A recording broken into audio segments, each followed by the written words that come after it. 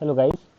So previous class में जो हमारा लेक्चर जहाँ पर छूटा था, हम वहीं से आगे आगे बढ़ते हैं। ठीक है, मैं आपको बता रहा था प्रीवियस लेक्चर में कि जो हमारा डेंसिटी वाला रिलेशन होता है, ठीक है ना, मोलैरिटी और मोलैरिटी में रिलेशन पढ़ा रहा था। तो लास्ट में यहाँ तक लिखाया था कि मास ऑफ सॉल्वेंट तक मैंने पढ़ा दिया था कि मास ऑफ सॉल्वेंट जो है वो कितना होता है, डीवी माइनस का एन। यहाँ तक आपको पढ़ा दिया था। ठीक है, तो अभी मैं इससे आगे कंटिन्यू करता हूँ कि यहाँ तक हमने निकाल लिया है। अब जो हमारा इक्वेशन था वो इक्वेशन क्या था, इस इक्वेशन को देख लेते हैं। इक्वेशन ये था कि मोलैरिटी अपॉन मोलैरिटी मतलब capital M upon small m की जो वैल्यू थी वो था आपका टोटल नंबर ऑफ, मतलब जो रिलेशन यहाँ पर निकल के आया था वो था मास ऑफ सॉल्वेंट। तो मास ऑफ सॉल्वेंट जो हमारा निकल के आया वो कितना है, डीवी माइनस एन एम। ठीक है, और अपॉन में था आपका volume of solution in litre, तो ये आ गया आपका वॉल्यूम। ठीक है, तो यहाँ से मैं क्या लिख सकता हूँ, therefore capital M is equal to small m cross multiply होकर यहाँ पे आएगा ना, तो mass into d v minus N m, तो यहाँ पर एन एम आ गया, एन एम, और अपॉन में क्या आ जाएगा, वी। अपॉन में क्या आ गया यहाँ पर, वी। ठीक है, अपॉन में क्या आ गया यहाँ पर, वी आ गया। तो ये हमने लिख लिया अपॉन में यहाँ पर वी। ठीक है, तो आगे मैं क्या लिख सकता हूँ यहाँ पे कि अगर मैं यहाँ से वॉल्यूम को कॉमन ले लूँ, ठीक है, if I take volume common, तो m इज इक्वल टू हो जाएगा m। यहाँ से मैंने वॉल्यूम कॉमन ले लिया, तो जैसे ही मैंने यहाँ पे वॉल्यूम कॉमन लिया, वॉल्यूम आ गया यहाँ पे, तो अंदर कितना बचा, d minus N M upon v and whole upon v. एक v तो अपॉन में लिखा हुआ ही है ना, तो जैसे आपने v कॉमन लिया तो क्या होगा, v से v यहाँ पर कैंसिल हो जाएगा, तो इस वॉल्यूम से ये वॉल्यूम कैंसिल हो गया। तो capital M is equal to आ गया small m d minus N M upon V. So this is the relation between molarity and molarity. ठीक है, this is the relation, this is the relation, this is the relation between molality and molarity, molality and molarity. तो ये molality और molarity के बीच में क्या है, relation है। ठीक है, अब आगे बढ़ते हैं। इसके बाद हम जो हमारा नेक्स्ट पार्ट है इसके बाद, ठीक है, मोलैलिटी पढ़ लिया, हम कंसंट्रेशन की यूनिट्स पढ़ रहे थे। तो उस कंसंट्रेशन की यूनिट्स में हमारा जो ये वाला टर्म था, ये वाला टर्म पूरा हो गया कि मोलैलिटी मोलैरिटी क्या होता है। Now we are studying about normality. तो अब नॉर्मेलिटी भी देख लो। अगर हम नॉर्मेलिटी की बात करें तो नॉर्मेलिटी को हम रिप्रेजेंट करते हैं एन से, कैपिटल एन से। तो normality N is equal to होता है दैट ग्राम इक्विवेलेंट। यहाँ पे ग्राम इक्विवेलेंट यूज करते हैं, क्या यूज करते हैं, ग्राम इक्विवेलेंट। तो ग्राम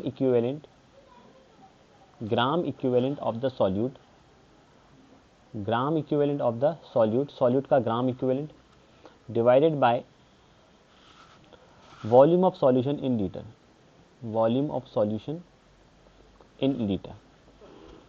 तो ग्राम इक्विवेलेंट लिया जाता है, हम क्या लेते हैं, gram equivalent of solute upon volume of solution in litre. तो अब इंपॉर्टेंट चीज़ ये है यहाँ पर, जो आपको इक्विवेलेंट मास निकालना है, ठीक है ना, वॉल्यूम ऑफ सॉल्यूशन तो लिख दोगे। तो क्वेश्चन क्या आता है कि इक्विवेलेंट मास कैसे निकाला जाएगा। तो equivalent mass is equal to, अगर आपको निकालना है तो ये होता है मॉलिक्यूलर मास, जो भी सब्सटेंस है उसका मॉलिक्यूलर मास कितना है, ठीक है ना, मॉलिक्यूलर मास, और divided by n factor, divided by n factor. इस तरह से इक्विवेलेंट मास निकाला जाता है। अगर हमको इक्विवेलेंट मास निकालना है तो molecular mass divided by n factor कर देंगे। अब what is n factor, n factor आपको निकालना है तो अगर जैसे कि आपको एक एग्जांपल दिया जाता है दैट आपको निकालना है इक्विवेलेंट मास, आपको निकालना है इक्विवेलेंट मास ऑफ H2SO4। अगर मुझे सल्फ्यूरिक एसिड का इक्विवेलेंट मास निकालना है तो कैसे निकलेगा, अगर H2SO4 को ब्रेक करोगे, ठीक है ना, मतलब अगर किसी एसिड का आपको निकालना होता है तो पहले तो ये याद रख लो, अगर इक्विवेलेंट वेट या इक्विवेलेंट मास ऑफ एसिड निकालना है, क्योंकि सल्फ्यूरिक एसिड तो एक एसिड है ना, तो इक्विवेलेंट मास ऑफ एसिड अगर आपको कैलकुलेट करना है तो इक्विवेलेंट मास ऑफ एसिड का फॉर्मूला होता है मोलर मास। इस एसिड का मोलर मास कितना है, तो molar mass of acid and divided by basicity, divided by it's basicity. Basicity का मीनिंग होता है कि कितने number of H positive ion donate कर रहा है, वही इसकी क्या कहलाती है, बेसिसिटी कहलाती है। सो मैं यहाँ पे लिख सकता हूँ there equivalent mass, therefore equivalent mass of acid is equal to molar mass जो है सल्फ्यूरिक एसिड का वो निकल कर आएगा कितना, ये होता है आपका 98, और अगर इसकी मैं बेसिसिटी लिखूँ तो बेसिसिटी देखो कैसे निकलेगी, H2SO4 को अगर ब्रेक करोगे तो ये क्या बनाएगा, H positive plus HSO4 negative. और अगर आप HSO4 नेगेटिव को फर्दर ब्रेक कर दोगे तो ये क्या बनाएगा, again H positive and SO4 2 negative. तो जब कंप्लीट H2SO4 ब्रेक होता है तो कितने H पॉजिटिव आयन मिल रहे हैं आपको, 2 H पॉजिटिव मिल रहे हैं। तो इसकी बेसिसिटी 2 हो गई, तो आंसर कितना आया, 49 ग्राम। तो इस तरह से इक्विवेलेंट बेस निकलता है। इस तरह से क्या निकलता है, इक्विवेलेंट मास निकाला जाता है कि मोलर मास को, अगर वो एसिड है तो उसकी बेसिसिटी से आप क्या कर दो, उसको डिवाइड कर दो। अगर आपने बेसिसिटी से डिवाइड कर दिया तो इक्विवेलेंट मास निकल के आ जाएगा। सिमिलरली अगर आपको इक्विवेलेंट मास एसिड नहीं निकालना है, आपको किसी एलिमेंट का निकालना है, इक्विवेलेंट मास ऑफ एलिमेंट, आपको अगर किसी एलिमेंट का इक्विवेलेंट मास निकालना है तो उस केस में आप क्या करो, जो भी उसका एटॉमिक मास है, जो भी एटॉमिक मास है, उस एलिमेंट के एटॉमिक मास को आप उसकी वैलेंसी से डिवाइड कर दो। किससे डिवाइड कर दो, आप उसको उसकी वैलेंसी से डिवाइड कर दो। अगर आपको इक्विवेलेंट मास ऑफ बेस का निकालना है, किसी बेस का अगर इक्विवेलेंट मास निकालना है तो आप उसकी मॉलिक्यूलर मास और उसकी एसिडिटी से उसको डिवाइड कर दो, मतलब वो कितने number of OH negative ion आपको डोनेट कर रहा है, ठीक है ना।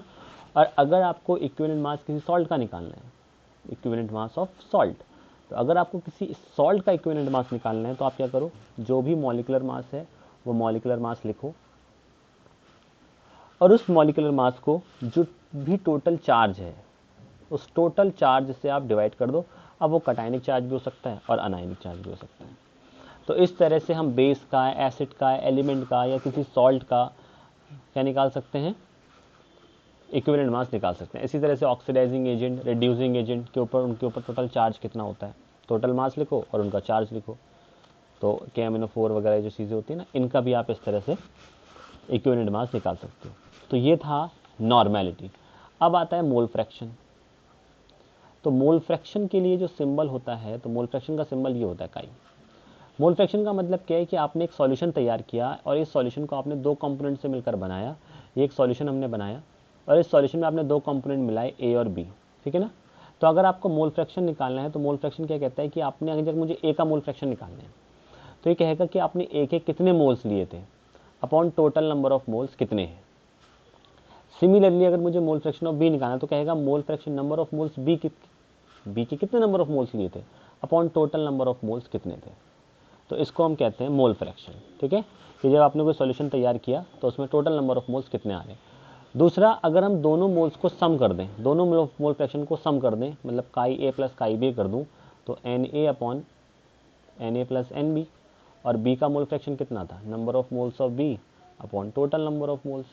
तो यहाँ से आपको दिख रहा होगा कि कॉमन आ रहा है, तो मैं लिख सकता हूँ कि mole fraction of A and plus mole fraction of B, common लेने पे क्या आएगा, number of moles of A number of moles of B, और वही सेम चीज़ ऊपर भी आ जाएगा। तो आप देखोगे ये दोनों सेम है, कैंसिल आउट हो गया।